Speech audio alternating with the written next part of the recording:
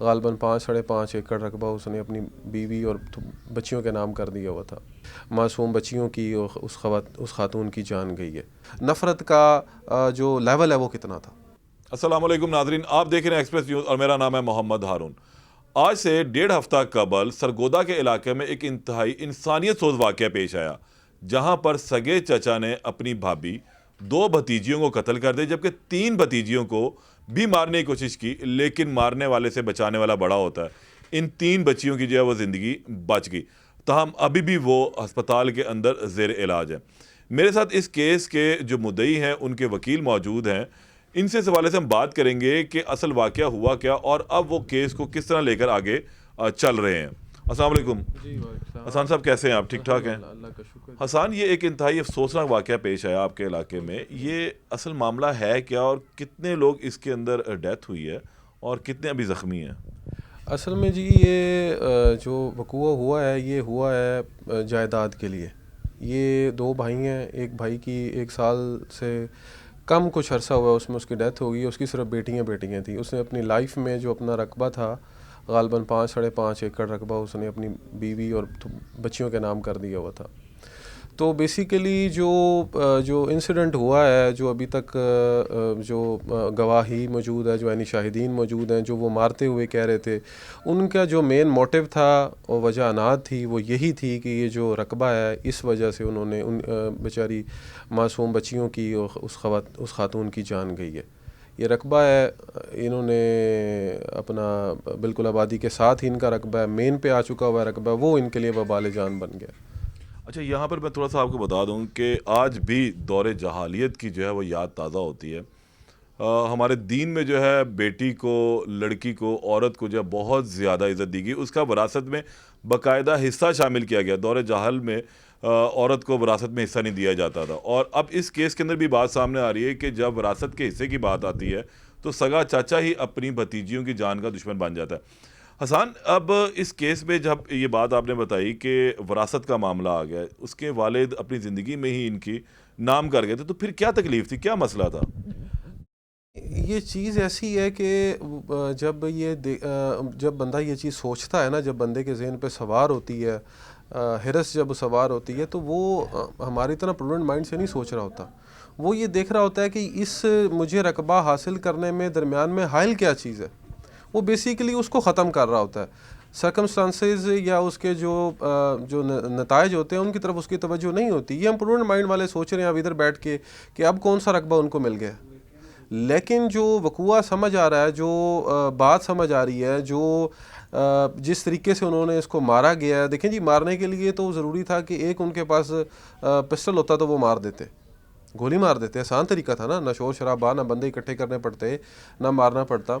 अब एक बच्ची जिसकी डेथ हुई है उसकी सर पे 11 इंजरीज़ है, 11 इंजरीज़ है, और 11 इंजरीज़ में से 7 इंजरीज़ ऐसी हैं जिनमें ब्रेन मैटर आउट है, यानी मगज़ बाहर आ गया हो। अब ये इंतहाई शिद्दत और इंतहाई उस बंदे की नफ़रत जो है वो डिपेक्ट करती है इस इंसिडेंट की तरफ, जितने भी वो अक्यूज़ हैं, कि उनका इन बच्चियों से नफ़रत का जो लेवल है वो कितना था। यानी कि वो हर हाल में उस ज़मीन के टुकड़े को हथियाना चाहते थे और उस पर उन्होंने अपना गुस्से का भी भरपूर इजहार किया। उस गुस्से का भी भरपूर इजहार किया। और देखें ना जी, अब ये तो चीज़ें जब आगे बढ़ेंगी, जब वो गिरफ़्तार होंगे, उनको इन्वेस्टिगेट किया जाएगा, तो ये चीज़ें सामने आएंगी ना। हो सकता है उनका अगला लाएअमल तैयार हो, भाई हमने इनको डिस्पोज ऑफ कैसे करना है, ये मामला आता है, हो सकता है, पॉसिबिलिटी है। तो चीज़ें जब सामने आएंगी तो चीज़ें आएंगी ना जी। अच्छा, कितनी उम्र की हैं, कौन कौन है जिसकी थोड़ी सी तफसील हमें बताइएगा कि इस वाक़े के अंदर जो है वो जिनकी जान की बाजी गई है और कौन अभी ज़ख्मी भी है? अच्छा, इसमें जो इनकी वालदा हैं वो कमर बतूल, वो, और एक बच्ची जो है ज़ैनब, उसकी डेथ हो गई है, और दूसरी बच्ची जो उनकी दूसरी बेटी है और तीसरी जो डिसीज़ है उसका नाम है अलिशबा, इनकी डेथ हो गई है। बकाया 3 बेटियां जो हैं वो बहुत अभी क्रिटिकल हैं, अभी ट्रॉमा में हैं और अभी कोमा में हैं वो। उनमें नाम है निमरा, एक बच्ची है, एक बच्ची का नाम है मरियम, और एक बच्ची का नाम है माफिया। ये तीनों भी अस्पताल में ज़ेर इलाज है? तीनों अभी अस्पताल में ज़ेर इलाज है। अच्छा, जब ये इंसिडेंट रिपोर्ट होता है तो एफआईआर में, अब आप क्योंकि हम थोड़ी कानूनी बात कर लें, FIR का इंदराज जो किया गया पुलिस की जानिब से, आप समझते हैं बिल्कुल दुरुस्त है वो? जी बिल्कुल दुरुस्त किया गया जी, विद इन टाइम किया क्योंकि गया। नॉर्मली हम देखते हैं कि ऐसे केसेस के अंदर कहीं ना कहीं पुलिस डंडी मार जाती होती है। ये रोज की प्रैक्टिस आप भी देखते हैं, बिल्कुल अदालतों में ऐसी पेश होते हैं। बिल्कुल तो ऐसी यहाँ पर आप लोग पूरा पहरा दे रहे हैं? जी बिल्कुल। ये दूसरा कुछ इंसिडेंट ऐसा है कि जो पब्लिक एट लार्ज है वो जब इस चीज़ को सुनती है, इस चीज़ के जब भी नॉलेज में आती है, तो इंसान तो है ना आपस में जज्बात एहसासात से तो जुड़े हुए हैं ना। चाहे पुलिस वाले हैं, चाहे आप साफ़ी हैं, आप भी माशाल्लाह इतना सफ़र करके आए हैं। कोई चीज़ है ना जो हम एक दूसरे से कदर मुशतरक है जो जोड़ती है। तो पुलिस का जो है बड़ा अच्छा इसमें हमारे साथ जो है वो रिलेशन रहा है, ताउन रहा है हमारे साथ, अभी भी ताउन कर रहे हैं। अभी तो इनिशियल स्टेज है, आगे देखें इंशाल्लाह जैसे जैसे स्टेज ये प्रोग्रेस करेगी और जैसे जैसे मुकदमा आगे चलेगा चीज़ें मज़ीद सामने आती जाएंगी। अच्छा, मैं अपने नाज़रीन को यहाँ एक चीज़ और बताता चलूँ कि प्रोसिक्यूटर जनरल पंजाब फरहाद अली शाह ने इस केस को हाई प्रोफाइल भी डिक्लेयर किया है। इस केस के तफ्तीशी को भी तलब किया गया था और उसको तमाम लाइन ऑफ डायरेक्शन दी गई है कि तमाम शवाहिद को किस तरीके से इकट्ठा करना है, उनकी क्या तरतीब देनी है और मुद्दई के साथ किस तरीके से पेश आना है। साथ ये भी उसको बताया गया है कि जितनी जल्द अज जल्द होता है इस केस का चलान भी मुरतब करना है। इन मुलजिमों को गिरफ्तार करने के बाद इनसे तमाम तफ्तीश भी की जाए और उसके बाद तमाम रिपोर्ट तैयार कर कर ख़ुद फरहाद अली शाह जो प्रोसिक्यूटर जनरल पंजाब हैं उनकी टेबल पर पहुंचाई जाए, ताकि प्रोसिक्यूटर को भरपूर तैयारी के साथ अदालत के अंदर भिजवाया जाए और इन मुलजिमों को कैफरे किरदार तक पहुंचाया जा सके। हसान, ये बताएं कि अब इस वाक़े के बाद मुलजिमान जो गिरफ्तार हो चुके हैं या नहीं हुए अभी? नहीं, अभी मुलजमान जो हैं वो गिरफ़्तार नहीं हुए, लेकिन पुलिस जो है वो उनकी गिरफ़्तारियों के लिए सरतोड़ कोशिश कर रही है।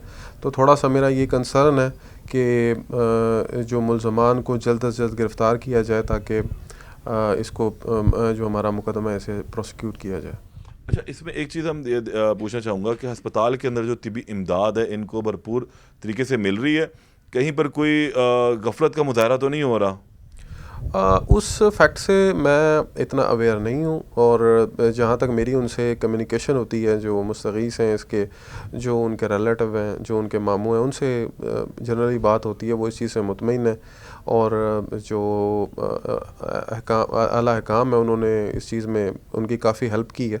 इस चीज़ को वो एडमायर भी करते हैं और इस चीज़ को वो मानते हैं। क्योंकि आपसे पूछने का मकसद ये था कि कानूनी मामलात आप देख रहे हैं, तो जो उनकी मेडिकल की सिचुएशन सामने आएगी तो उसके मुताबिक ही फिर आगे भी आपने अदालत में दलाइल देने, तो इसलिए पूछना ज़रूरी था कि तमाम जो मामलात हैं वहाँ पर ज़रा बेहतर चल रहे हैं, उनकी अच्छी देखभाल हो रही है या नहीं हो रही। क्योंकि हम भी ये अपील भी करेंगे, ऐसा इंसानियत सोच वाक़या है, वज़ीर आला पंजाब को जो है इस हवाले से नोटिस लेना चाहिए। हाई प्रोफाइल केस डिक्लेयर ज़रूर कर दिया गया है। हस्पताल के अंदर जो लोग अब ज़ेर इलाज हैं उन्हें तमाम बेहतरीन तिब्बी सहूलतें मुयसर की जाएँ, वहाँ पर आला सर्जन्स को भिजवाया जाए, उनका तमाम मेडिकल भरपूर तरीके से किया जाए, ताकि आने वाली ज़िंदगी में इन मासूमों के लिए जो है वो आसानियाँ हो सकें, ना कि इस ट्रॉमे से निकलने के बाद वो मज़ीद कुछ बीमारियाँ अपने साथ लेकर चल रहे हों। मैं इसमें एक चीज़ ऐड करना जी हसन। इसमें इन सब चीज़ों के साथ साथ जो उनकी सिक्योरिटी है उसको भी मद्देनज़र रखना चाहिए, क्योंकि वो प्राइम सस्पेक्ट भी हैं।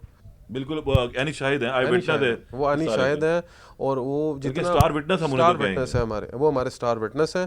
और जो चीज़ वो अपनी बीती हुई चीज़ और जिस फीलिंग के साथ और जो वो बता सकती हैं, और इतना ही ये केस जो है वो उनके लिए या इनको जो हमारे स्टार विटनेस हैं इनको नुकसान पहुंचाना उनके लिए इतना समझते हैं वो केस में डेंट डालने के लिए या कोई इस तरह।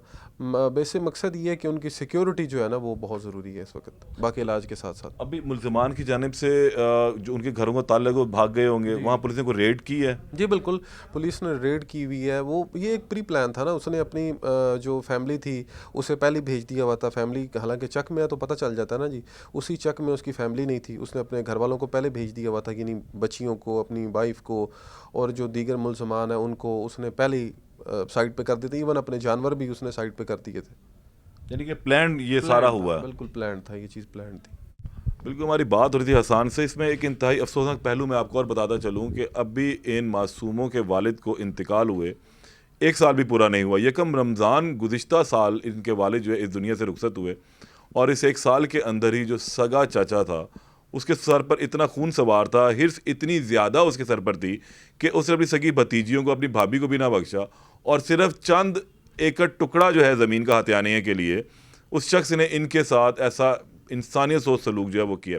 तहम अब ये केस ज़ेर समाअत भी है, अदालत के अंदर जा चुका है। मुलज़िमान की गिरफ्तारी के लिए पुलिस छापे भी मार रही है और वज़ीर पंजाब से इनके वकील ने भी अपील की है कि इस मासूम बच्चियों को अब सिक्योरिटी भी फराहम की जाए ताकि ये बेहतर ज़िंदगी भी गुजार सकें और ख़ुद को महफूज तसव्वुर करते हुए अदालत में जाकर अपने मुलज़िमान के ख़िलाफ़ गवाही भी दे सकें। दोबारा मुलाकात होती है, अल्लाह ने के बाद।